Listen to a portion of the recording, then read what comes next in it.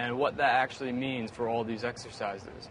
Like we talked about last week, we want to be doing 3 sets per exercise as a way to help condition your body. And the amount of reps that we do per set and the time in between is quite important.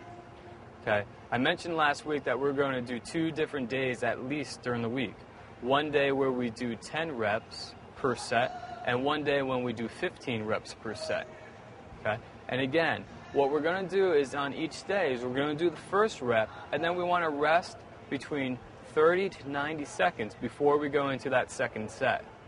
Okay. Then after that second set, then let's take a longer rest, up to 5 minutes if necessary, but 3 minutes is fine.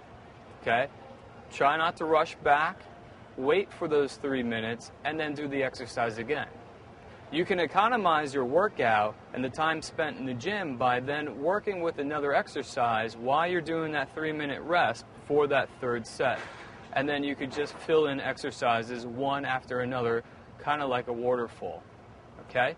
So again, this week, we're going for 1 day for 10 reps per set and 1 day for 15 reps per set on all exercises.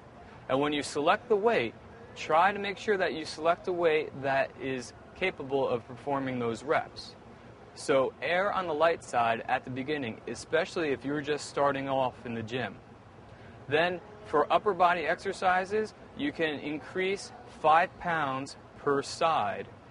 And for lower body, you can increase 10 pounds per side from each set. So the first set, if we're going to do 100 pounds, the second set for your upper body, you can increase it to 110 pounds, increasing 5 pounds per side of the body. For your lower body, if you start with 100 pounds, then you can increase it to 120 pounds for your second set. And see where that brings you. Remember, on your third set, you want to make sure you're still getting the 10 or 15 reps that you're looking for. Okay? Go for it.